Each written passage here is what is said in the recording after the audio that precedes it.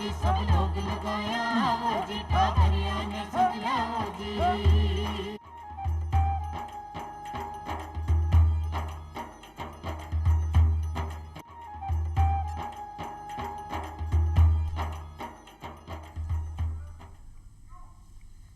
चौपाल के सगला दर्शकांनी राम राम सा दर्शकों, कोरोना वायरस से जंग जारी है और रोग के कारण कई तरह से जो सावधानी आपने बरतनी चाहिए, लेकिन जो नवजात शिशु है उन्हें विशेष रूप से आप की प्रकार से उनकी देखभाल करा ये जानना बहुत जरूरी है। साथ ही मौसम जो है मानसून का मौसम है, मानसून का मौसम में कई प्रकार की संक्रामक बीमारियां वह भी फैले हैं। एक तो ये कोरोना को काल और दूसरो ये संक्रामक बीमारियां। तो आशा का मायने आपने जो नवजात शिशु है उसकी देखभाल की प्रकार से की जावे ये की जानकारी आज अपन लेने वाला, और अपन आज स्टूडियो में ई विषय पर जानकारी देवाने पधारिया है डॉक्टर सत्येन। डॉक्टर साहब आपको बहुत बहुत स्वागत है। डॉक्टर साहब नवजात शिशुओं का विशेषज्ञ है, तो डॉक्टर साहब आप सबसे पहली माँ का दर्शकों ने ये बताइए कि जो अब कोरोना महामारी चल रही है, ई महामारी के समय आप शिशुओं की प्रकार से देखभाल करा। जी नमस्कार श्रुति जी, पहले तो धन्यवाद आपका यहाँ पे बुलाने के लिए। और इस महामारी में जैसे हम जानते हैं कि पूरा देश जूझ रहा है, तो हमें जो है इससे डरना नहीं है, पर कुछ छोटी छोटी चीज़ों की सावधानियां बरत करके जो सबसे छोटे बच्चे हैं, नवजात बच्चे जो इससे संक्रमित ज़्यादा हो सकते हैं, उनकी हमें देखभाल करनी है। तो अगर किसी भी तरह से अपना जैसे है माँ या परिवार में कोई भी कोरोना से संक्रमित है, तो उसको अपने को जैसे हम कहते हैं होम आइसोलेशन, मतलब उनको अपने को बाकी परिवार के सदस्यों से दूर रख लेना चाहिए। परंतु अगर ऐसा कोई भी परिस्थिति आती है कि माँ ही अगर इस कोरोना से संक्रमित हो गई है या संभावित है, तो उसमें जो ज़रूरी देखभाल बच्चे की करनी है अपने को, वो माँ के द्वारा ही करनी चाहिए। हम ज़रूरी देखभाल करें तो जैसे अपन बात करते हैं कि इनको गोद में लेना, इनको स्पर्श करना, इनको दूध पिलाना, ये माँ का दूध पिलाना ये अति आवश्यक है। ये इनकी रोग प्रतिरोध क्षमता बढ़ाता है। ये जैसे हम बीमारी के बारे में जानते हैं कि ये अपने सांस के द्वारा जो अपने ड्रॉपलेट्स निकलते हैं उसके द्वारा पास होती है। तो जिस तरह से हम मास्क पहनते हैं और एक डिस्टेंस मेंटेन करना रखना चाहिए, वो बेबीज़ के साथ सोशल डिस्टेंस नहीं मेंटेन हो सकता, पर इसीलिए ये मास्क को अपने को रखना बहुत ज़रूरी है। दूसरी चीज़ जो होती है कि अपने हाथों की सफाई करना, जो कम से कम 20 मिनट तक साबुन से या हैंड सैनिटाइज़र से अपने को साबुन से हाथ धोना 20 सेकंड तक, मतलब 20 सेकंड तक ये अपने को करना। किसी भी प्रकार की अपन बेबी को अपन गोद में लें या दूध पिलाएं या उसकी पॉटी साफ़ करें या नैपी साफ़ करें, उससे पहले ये करना बहुत आवश्यक है।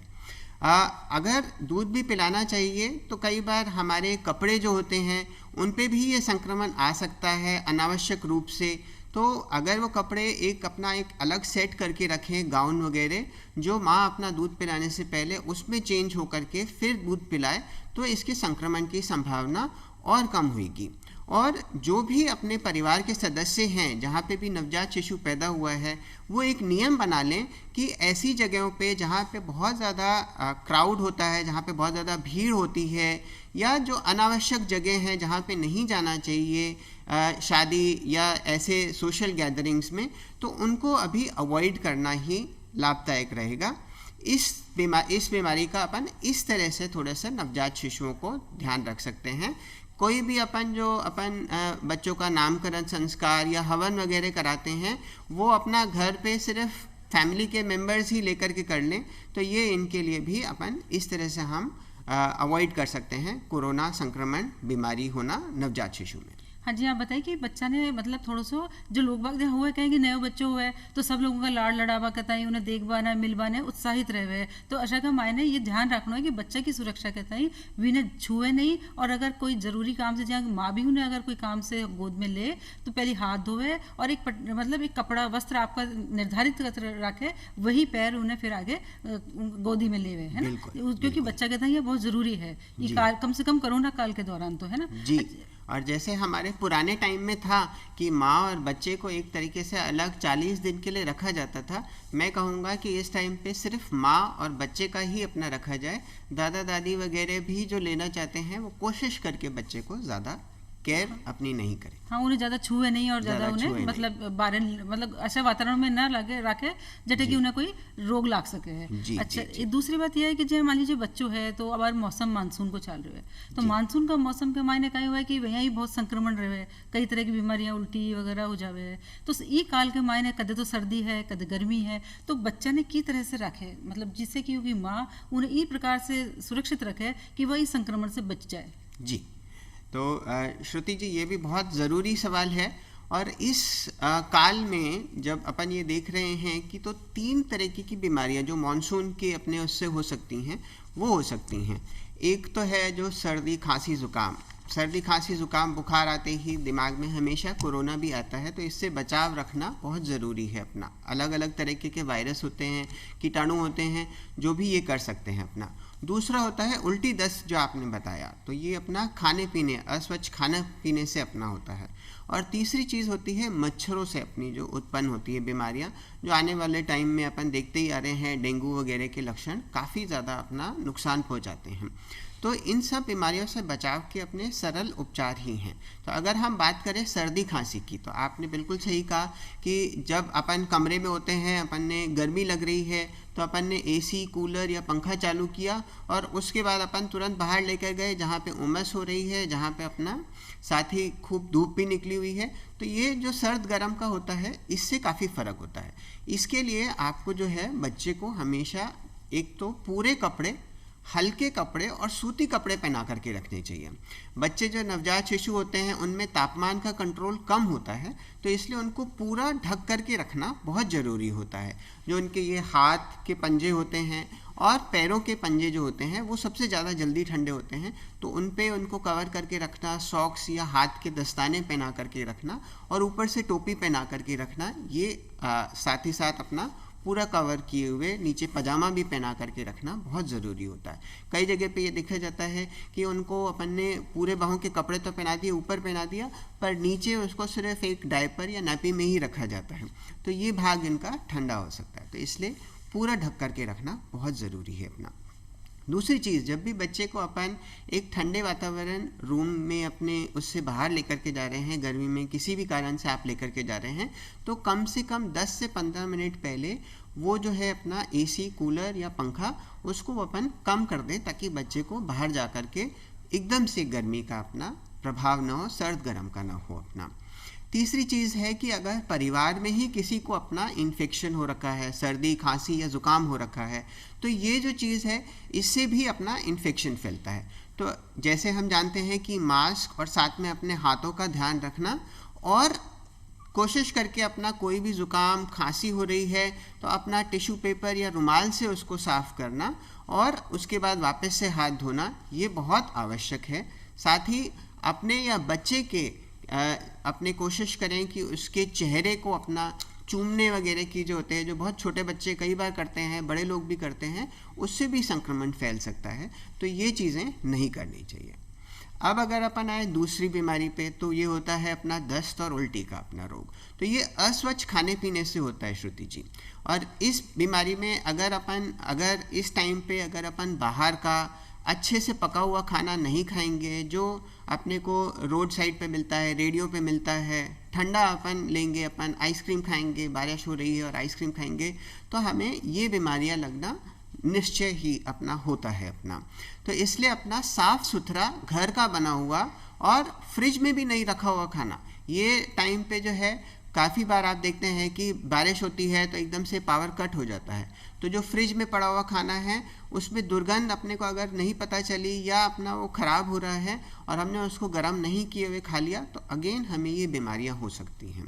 तो इस तरह के अपने वातावरण से अपना बचना चाहिए, जिससे हम खाना, और साथ में हमेशा खाना खाने से पहले जो हमें सिखाया जाता है कि हाथ को धो करके स्वच्छ हो करके बिल्कुल तभी खाना खाएं, तो ये सब चीज़ें अपन इन बीमारियों से बच सकते हैं। अब चौथी चीज़ आई अपने मच्छर। तो ये मच्छर जो हैं, मच्छर हमें मालूम है कि कोई अपना ऐसी चीज़ है जिसमें पानी इकट्ठा हो रहा है, तो उसमें अपने ये मच्छर पनपते हैं। तो ऐसी जगहों पे अपना पानी इकट्ठा नहीं होने दें। बारिश होती है तो तुरंत वहाँ की सफाई करें, तो साफ़ स्वच्छता का बिल्कुल ध्यान रखा जाए। दूसरी चीज़ जो होती है बच्चों के लिए अपना, उनको पूरे कपड़े और हल्के रंग के कपड़े, मच्छर जो होते हैं वो काले रंग या डार्क रंग के ऊपर जो है वो ज़्यादा प्रभावित होते हैं अपना, तो इसलिए अपना हल्के रंग के कपड़े और वही पूरा उनको ढक करके रखना, या जैसे मच्छरदानी आती है उसमें रख करके सुलाना इनको, ये बहुत आवश्यक है। आजकल कई तरह के अगर प्रोडक्ट्स भी अपने अवेलेबल हैं जो अपन बच्चों के कपड़ों पे लगा दें तो उसकी दुर्गंध से मच्छर नहीं आते हैं। हालांकि ये पूरे अपने जो हैं सेफ़ होते हैं पर पूरे इफ़ेक्टिव नहीं होते, पर ये भी अपना उपचार किया जा सकता है।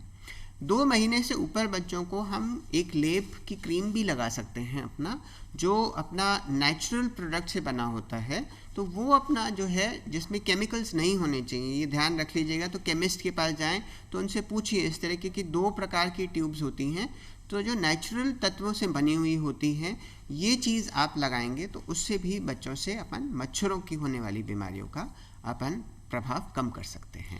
डॉक्टर साहब बताइए, बहुत अच्छी बात बताइए कि बच्चा ने अपने किस तरह से सुरक्षित रखना है। अच्छा, एक डॉक्टर साहब जी इसी बात में जानना चाहूँगी, जब माँ है, आप आहार की बात करिए, तो जो माँ है उन्हें की प्रकार को भोजन या फला को रस या कई तरह को ई मौसम में लेना चाहे जिससे कि बच्चा ने मतलब प्रतिरोधक क्षमता मिलती रहे, मतलब खान पान में कई ध्यान रखना चाहिए।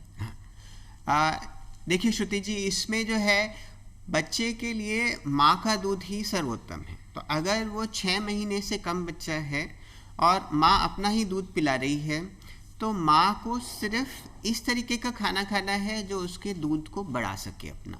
वो घरेलू ही खाना होना चाहिए और वो स्वच्छ बना हुआ और अच्छा खाना होना चाहिए। तो जैसे हमारे संस्कृति में है अपना कि हम ये मानते हैं कि दूध बढ़ाने के लिए जीरा, मेथी दाना या अजवाइन वगैरह का उपयोग करना अच्छा रहता है, तो ये चीज़ें लेनी चाहिए। जो अपनी स्वच्छ फल और अपने बिल्कुल अभी जो मौसम के हैं अपने, जैसे लौकी, टिंडा वगैरह, ये सब खाना बच्चे की माँ के लिए अपना आराम से पच जाता है अपना, तो इसलिए इन सब को भी देना बहुत अच्छा रहता है। दलिया या ओट्स वगैरह खाना और दूध का बार बार सेवन करना, ये भी माँ के दूध के लिए और बच्चे को माँ का दूध ज़्यादा मिले जिससे उसकी प्रतिरोध क्षमता बढ़ सके, इसके लिए अति आवश्यक है। जो बहुत ही भारी भरकम चीज़ें होती हैं, जैसे खाने में दिक्कत हो और माँ इस टाइम पे पूरा का पूरा बच्चे की ही केयर में अपनी पूरी रहती है, तो उसकी ज़्यादा गतिविधि नहीं होती है, तो उसको ऐसा खाना खाना चाहिए जो आसानी से पच जाए। जो नहीं पच सकता है जैसे गोभी या अपना चना है ना, राजमा वगैरह, इन सब चीज़ों को अवॉइड करना चाहिए। और अगर आपकी कोई भी ऐसी चीज़ रही है, आपको मालूम है कि मुझे ये खाने से बदहज़मी होती है, तो वो खाना बिल्कुल अभी चाहे लाभकारी ही हो तब भी आपको नहीं खाना चाहिए। बिल्कुल। अच्छा डॉक्टर साहब जी, ये कोई बच्चा हो है तो एक नाल काटे तो उसे भी संक्रमण होवे, और बरसात का मौसम में तो संक्रमण जल्दी होवे, तो उसके बारे में की प्रकार से मतलब माँ ने ध्यान रखना है बच्चा को, इसके बारे में जानकारी बताइए। जी, तो ये जो नाल होता है ये पहले माँ से बच्चे को जोड़ करके रखता है श्रुति जी, पर जैसे ही हम उसे कट करते हैं ऑपरेशन से या नॉर्मल डिलीवरी के बाद, तो वो अपने आप सूखना चालू हो जाता है। और इसकी कई ये है कि अपना अगर उसको सूखा रखा जाए या उसको किसी केमिकल से डिसइंफेक्ट किया जाए, तो दोनों तरीके की केयर को अपना माना जाता है, अपना उचित माना जाता है। और अपने को ये ध्यान रखना है कि ये जो नाल है ये कभी भी नैपी के अंदर भाग की तरफ नहीं रहे अपना। तो हमेशा जब भी आप नैपी या डायपर बांधते हैं तो इस नाल को हमेशा ऊपर करके निकाल दें और उसको सूखने दें। ज़्यादातर बच्चों में ये 10 से 14 दिन में बिल्कुल सूख करके शिथिल हो जाती है और अपने आप ही झड़ जाती है। उसके बाद यहाँ पे कुछ उसका भाग रह सकता है, उसकी सफाई करना बहुत ज़रूरी है, क्योंकि वहाँ पे कई बार खून का रिसाव होता है, कुछ कुछ बूंदें होंगी जिससे आपको घबराना बिल्कुल नहीं है, पर उसकी सफाई करना बहुत ज़रूरी है। तो ये सफाई हम कोई भी अपना स्वच्छ कपड़ा या कॉटन लेकर के, और साथ में अपने कोई भी जैसे क्लिनिकल स्पिरिट आती है केमिस्ट के पास, या हमारे जो ये सैनिटाइज़र है लिक्विड, जो अल्कोहल बेस्ड सैनिटाइज़र होते हैं, उनसे हम उसकी रोज़ एक बार सफाई कर लें ताकि अंदर की सारी कचरा अपन साफ़ कर सके। 2 या 3 दिन तक ये करना उचित रहता है। अगर कभी भी आपको ऐसा लगता है कि इसके बाद आपको कोई भी उसमें से मवाद आता हुआ दिख रहा है, या कोई पानी जैसा तत्व जो बार बार आ रहा है, या साथ में वहाँ पे लालीपन सी दिखे अपने को, जिस पे हाथ लगाने से बच्चा बहुत ज़्यादा दर्द कर रहा है या उसको उसके साथ ही बुखार आ रहा है, तो ये गंभीर लक्षण मानते हैं हम, जिसका संकेत होता है कि उसके नाल में इन्फेक्शन हो गया है। और कई बार यही इन्फेक्शन बच्चों के खून में भी सीरियस इन्फेक्शन के फॉर्म में, सेप्सिस के फॉर्म में जा सकता है अपना। तो इसमें इसका तुरंत उपचार करना और तुरंत डॉक्टर से, चिकित्सक से परामर्श करना बहुत आवश्यक है। उस टाइम पे कोई घरेलू चीज़ करना या अपना बच्चे के पैदा होने की बाद जो हमारी प्रथाएं हैं कि उसको घी लगाना, उसमें कई जगह पे गोबर लगाना या अपना जो है अपना हल्दी लगाना, ये सब बिल्कुल नहीं करना चाहिए। इससे उसकी संभावना इन्फेक्शन की होने की और बढ़ेगी अपना। तो ज़्यादातर उसको हाथ भी नहीं लगाएं, सूखने दें अपना, ये चीज़ मैं कहूँगा। जी हाँ दर्शकों, डॉक्टर साहब बता रहे हैं कि पहले तो उन्हें अपने आप ही सूख दो और वो ठीक हो जाए तो ठीक है, और नहीं कोई समस्या आ रही है तो डॉक्टर कने जावे। आपका देसी उपचार है पहले न करे और पहले मतलब डॉक्टर ने दिखा उनको उपचार करावे, क्योंकि संक्रमण फैल जाए तो ज़्यादा परेशानी हो सके है। अच्छा डॉक्टर साहब, एक जी आप ये बात कर रहे हैं कि एक बच्चा ने कदे भी नहला ले, कदे तो सुबह नहीं हवा रहे, कदे शाम ने, तो कोई समय होना चाहिए बच्चा ने नहलावा को और वो जिससे वो स्वस्थ रह सके? जी देखिए, समय का मौसम के हिसाब से हमें ध्यान रखना होता है श्रुति जी। अब यही मानसून के मौसम में कोई अपना भरोसा नहीं है, कब बारिश पड़ जाए, कब ठंडक हो जाए। तो हमें इनको नहलाते वक्त 2-4 चीज़ों का अपने को विशेष ध्यान रखना होता है चाहिए कि एक तो बहुत बाहर की हवा आवाजाही नहीं रहे अपना, तो कमरा बंद करके, खिड़की दरवाजे बंद करके फिर माँ उसको नहलाए, और उससे पहले पूरी व्यवस्था उसकी करके रखे। तो पानी जो है, पानी भी गुनगुना होना चाहिए, जो हमारे शरीर का तापमान है, और उसको अपने को चेक करने के लिए सबसे बेहतर रहता है कि हम अपनी कोहनी से अपना हाथ डाल करके देखें कि वो अपना गर्म लग रहा है। अगर हम हाथ से डालते हैं तो हमारा हाथ ठंडा हो सकता है, जिससे हमें कभी वो ज़्यादा गर्म लग सकता है, जबकि वो नॉर्मल तापमान का हो सकता है पानी। तो कोहनी से अपना चेक करें। कोहनी से जब आपको लगता है कि वो आपके ही शरीर के तापमान के बराबर है, तब आप जो है इसको आप उसमें पानी से नहलाने की कोशिश करें अपना। ये टाइम जो है, टाइम का ऐसा कोई भी अपना नहीं है। जैसे हम जानते हैं कि बच्चे जो होते हैं ये रात में ज़्यादा जगते हैं, दिन में सोते रहते हैं, तो हमें उनकी जो अपनी दिनचर्या है उसके हिसाब से इनको नहलाना पड़ता है। तो अगर आप देख रहे हैं कि बच्चा जो है जैसे 8-10 बजे अपना सोता है अपना सुबह, तो आप उससे पहले उसको नहला दें और फिर उसको दूध पिला करके अच्छी नींद दिलवाएंगे, तो उससे जो है उसकी प्रतिरोध क्षमता, अच्छी नींद होएगी और साथ में उसके वजन की भी बढ़ोतरी बहुत अच्छी होएगी। तो कोशिश करके अपने बच्चे का दिनचर्या देखें और उसके हिसाब से नहलाएं। ये कोई ज़रूरी नहीं कि अपन उसको सुबह धूप निकलने से पहले निकाला जाए। ये कई बार नहलाने का अपना एक प्रथा मानी जाती है कि वो बहुत अच्छा मुहूर्त होता है, पर ऐसा कोई ज़रूरी नहीं है। आप वातावरण को देख करके और अपनी दिनचर्या और बच्चे की दिनचर्या के हिसाब से कीजिए। ये भी ज़रूरी नहीं कि बच्चे को रोज़ नहलाया जाए। बच्चे को अपन जैसे ठंड का वातावरण होता है या मानसून में जब बारिश ज़्यादा हो रही है तो 1 या 2 दिन छोड़ करके भी नहला सकते हैं। बाकी के टाइम इनको स्वच्छ कपड़े से, जैसे हम स्पंजिंग कहते हैं, जिससे उसकी सफाई करना होता है, तेल मालिश कीजिए और फिर उसकी गर्म पानी से, गुनगुने पानी से अच्छे से सफाई कर दीजिए। तो रोज़ करना भी ज़रूरी नहीं है, बस हाँ गर्मी है जब आपके पास वो नहीं है तो आप इसको रोज़ भी नहला सकते हैं। और बच्चा ने मान लो अगर हल्की फुल्की सर्दी भी लाग रही है तो आप इन्हें नहावन की बजाय जो आप बताएं कि स्पंज कर रहा है और उन्हें साफ कर सका। हाँ, ये चीज़ का बिल्कुल ध्यान रखना है कि अपने उसको सर्दी लग रही है तो आप उसके हिसाब से नहलाना वगैरह अवॉइड कर सकते हैं, रोक सकते हैं अपना। बिल्कुल डॉक्टर साहब, कई बार बच्चों जो जल्दी हो जाए, समय से पहले पूर्व पैदा हो जाए, जिन्हें सतमासो या कहे हुए है, तो ये का मायने का ये है कि बच्चा ने और माँ ने शायद अलग कर दिया जाए ऐसा काल का मायने। एक तरफ तो कोरोना का काल है, दूसरी तरफ अगर इस तरह से कोई बच्चों जन्म लेवे तो वो कहता है कहीं सावधानी होनी चाहिए। देखिए, ये जो प्रीमेच्योर बच्चे होते हैं श्रुति जी, इनमें रोग प्रतिरोध क्षमता और कम होती है। साथ में इनके सारे अंग जो होते हैं, मान लीजिए आप फेफड़ा है अपना, दिल है अपना, है ना, तो ये अपने कई तरह से अपने प्रीमेच्योर होते हैं या पूर्ण रूप से अपने बने हुए नहीं होते हैं काम करने के लिए अपना। तो इसलिए इन बच्चों की अपनी विशेष देखभाल करना बहुत ज़रूरी है। तो सबसे पहले तो अगर वो अपना 9 मास के ऊपर ही या 8 मासा भी हो रहा है और आपकी पूरा जो गर्भावस्था है वो बिल्कुल ठीक रही है, तो आप इनको नॉर्मल डिलीवरी भी करा सकते हैं। जैसे हम 35 हफ्ते से ऊपर कहते हैं वो ऑलमोस्ट इनके बराबर होते हैं।